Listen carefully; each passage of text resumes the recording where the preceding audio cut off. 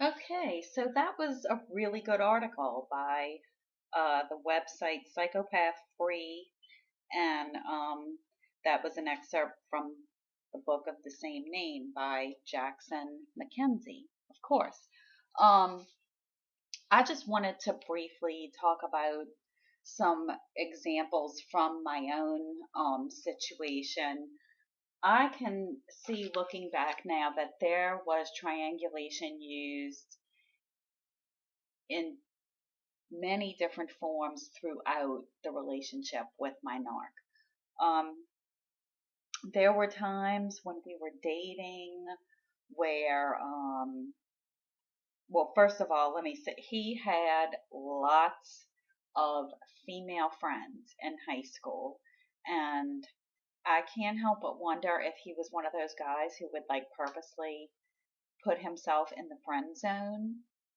Because if they didn't already have a boyfriend, like he was too much of a pussy to try to ask him out because he was so afraid of rejection, and he just wouldn't ask him out, and so then they'd be just friends, and or maybe she would already have a boyfriend, and so he maybe enjoyed the dynamic of possibly making the boyfriend jealous, or if there was some sort of a break or a weakness in the relationship that she had with her boyfriend, he would kind of be waiting in the wings, hoping to maybe get some supply off of her if there was a problem in her relationship with her boyfriend. Just stuff I've been thinking about recently. But he had a lot of female platonic friends who he never dated in high school. And then like later on, a couple of them he would tell me like, "Oh, I always had such a crush on her, but she always had a boyfriend, so we were just friends." Excuse me. Also, even after we were married, and even before Facebook, there was a website. I think it was called highschoolreunion.com, and I think the way it worked, like I never got on it, but he had gotten on it, and I think like you could put like contact information and like what city and school that you were from, and so other people who were from that school could look you up, and you could leave like maybe an email address or something like that. And I think he reconnected with some people from his high school that way.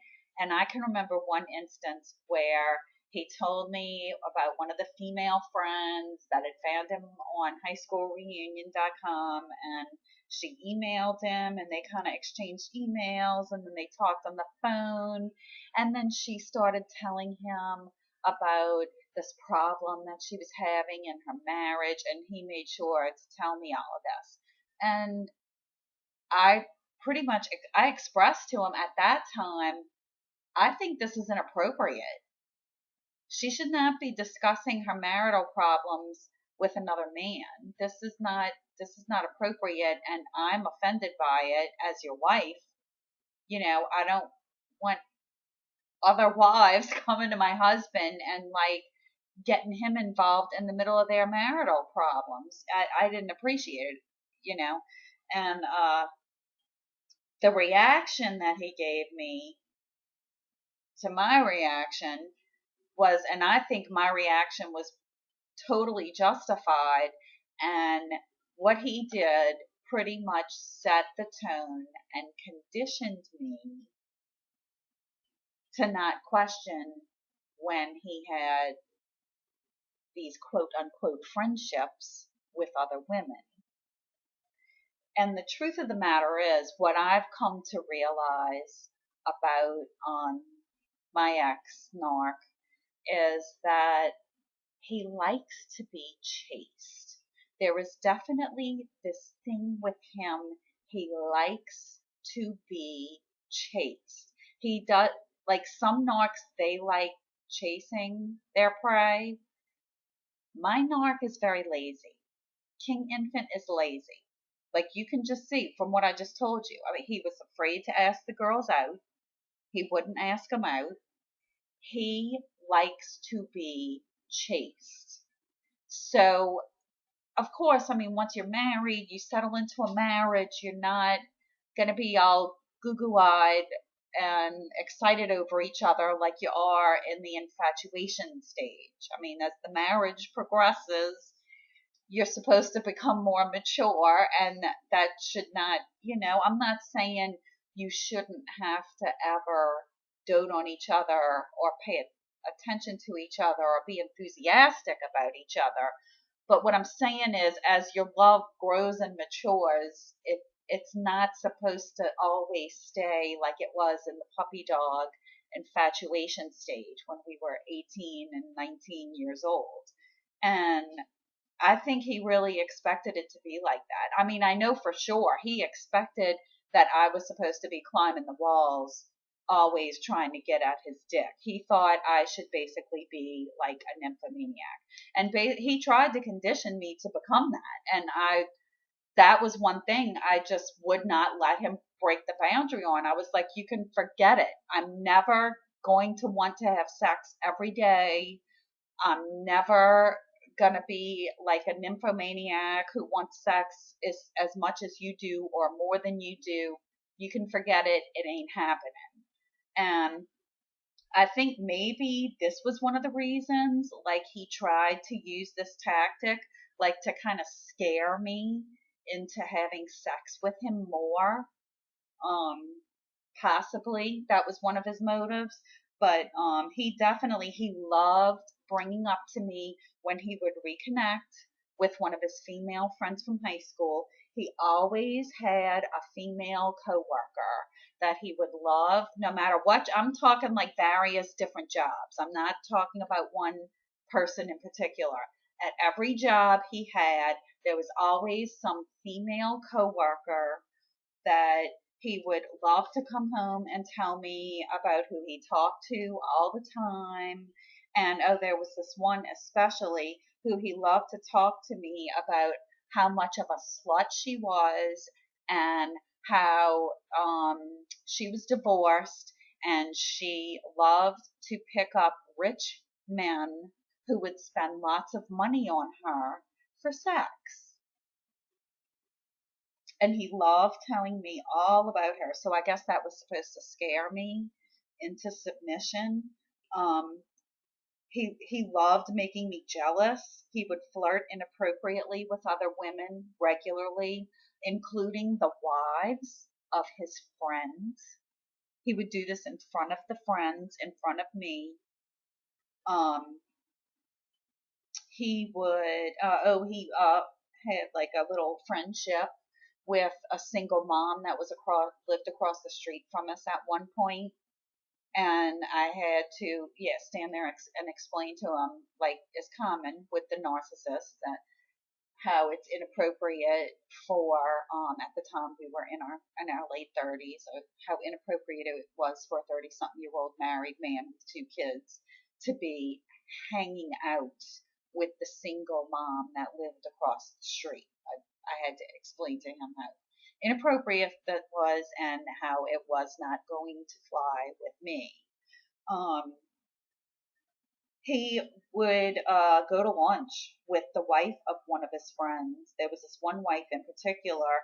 Oh, and he also made it a point to tell me that he thought she was the cutest wife in our circle of friends, that he found her very attractive. And he would regularly have lunch with her and presumably also one of her coworkers. So that made it okay because it wasn't just him and her alone. There was a third person there too. Like they had a chaperone, I guess. But basically the reason they would get together for lunch is because there was this other couple in our circle of friends who they liked gossiping about. He was friends with the husband and she was friends with the wife. And both of them had been friends with them for a long, long time, many, many years. So they knew a lot about these people. And so they would get together and compare gossip notes and then go around and spread all the gossip that they got from each other. Because that's another thing, I'm sure you've probably heard on other channels. They talk about how the narcissist loves to gossip. I often told people, in fact, that my narc was like a middle school girl with gossip. Like, he really loved gossiping that much. Like, I don't even think when I was a teenager I gossiped as much as my ex still does to this day. Loves to gossip like a 13-year-old girl. See some other examples. Or here's more of a family dynamic. He's used me before to triangulate against his parents. Like when he had a disagreement with them, basically forced me into the argument by he used our kids, withheld letting his parents see their grandkids because he was mad at them for some perceived slight. And I had no choice but to go along with him because he would have made my life a living hell if I would have gone against him.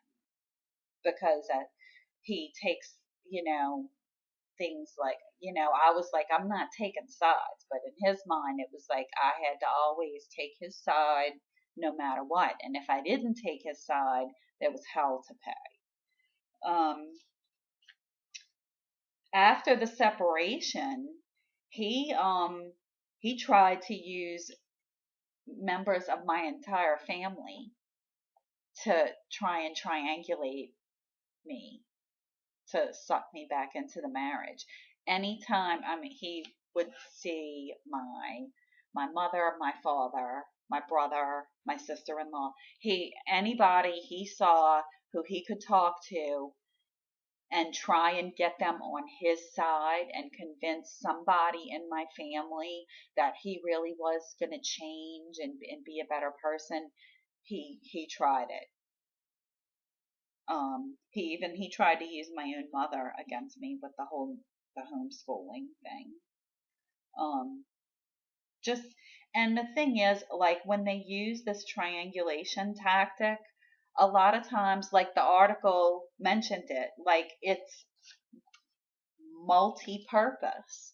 Because, like, when I would get jealous about him, like, having all these interactions with all these female friends of his, he would first use the guilt and shame thing to condition me to be less questioning of him, because that's what it did, because his reaction was so over the top.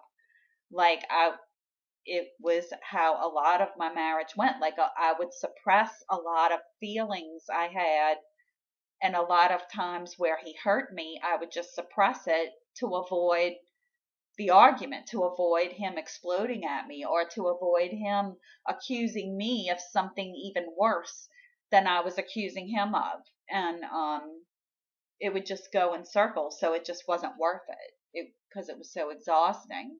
So I would just let stuff go. Like, I wasn't okay with him going to lunch with his friend's wife. I'm not sure how his friend felt about that, about him going to lunch with his wife, but I know I wasn't really totally comfortable with it. No, I thought it was inappropriate. And I never would have done that. I never would have called one of his friends, one of his male friends, and asked him to meet me for lunch so that we could sit around and gossip about other people. I'm sorry. That's just, I don't know how you all feel about, opposite sex friends when you're involved in a relationship or when you're married. It's one thing, I guess, if it's like a childhood friend who you've been friends with all your life and that's all you ever were, was friends with this person. That's one thing. But uh, I don't know. When it's just somebody you were kind of friends with in high school, but like you never really were all that close with them and you never really kept in touch with them over the years, or like I said, like your friend's wife, that's really inappropriate. Um But yeah, so first they use the guilt to condition you to not react so that they can keep doing it. And then the second thing they get is they get the supply, the ego high of you getting jealous. That gives their ego a boost. And they also get the same ego boost, like if they use the person they're using to triangulate against you, if they're getting sex from that person, well, then that's even better. And then what happens is, in a situation like where you've broken up with the narc and they want to stay friends with you. And I saw an article about this recently, and I don't remember where it was, but it was an article, and it was about how psychopaths often want to remain friends with their exes. Like, they make a big deal about it. And mine definitely did this after I left him. He was like, look, I understand, if you still want to go through with the divorce, blah, blah, blah. But can we still be friends? It's really important to me that we stay friends. And what's going on there is he's like, narcissists will sort of, because they think of people like objects. You have to remember that. So when they want to stay friends with an ex, it's kind of like they're like taking that ex spouse or that ex girlfriend or boyfriend or what have you, and they're putting them in a box. And that box is triangulation. And so what happens is, when they get their next target, when they get bored, they just want to get, because a lot of times that's why he would do it. It wasn't that I was being difficult or that we weren't getting along or he was trying to teach me a lesson. Sometimes that might have been it, like he was trying to scare me into having more sex with him. But sometimes he just wanted to get his jollies. He got off on it. He enjoyed seeing me get jealous or fearful, like that there was another woman involved in his life, or that maybe our marriage was in trouble. He enjoyed inflicting that injury, that psychological injury on me, to make me worry that I might lose him. It's very sadistic, and that's what they do when you break from them and they want to be friends with you. They're sticking you in that box so that when they go into the next relationship with the next target, when they get bored or they decide they want to something happens and they want to teach that target a lesson, they take you out of the box and then use you. They come to you and start telling you all kind of difficulties they're having with this new target and what she's doing and how she's being unfair to him and blah, blah, blah, blah, blah, blah, blah, blah, blah. And I think sometimes too, I think a lot of times these guys, they love, they probably wouldn't mind for the current girlfriend to be friends with the ex, because then it's like, then they use the ex as a flying monkey to manipulate the current target into doing what he wants. So that they'll like put people in different boxes and recycle them and multi-purpose them and all kinds of good shit. So mine asked me about that, about being friends after, and I just pretty much said, I would like for us to be able to be civil with each other since we have to co-parent, but I don't want to really be your friend. I don't want to be your bestie, and I don't want to hang out with you. So that's how you gotta handle that. And I think I said before, I usually prefer to do only contact by text or email, if possible. So if I didn't mention it before, I'm posting a link from another good article I saw, because this article just mainly, like I said, it just mainly touched on the romantic dynamic. But this other article I found on angryalcoholics.blogspot.com, it looks like a pretty funny website. And it also had links to a lot of other resources. And on that article, they go into a little more the family dynamic with narcissistic parents using siblings to triangulate against other siblings and things of that nature. So I'll leave the link for that as well as the link for Psychopath Free. So thanks again for listening. Good night.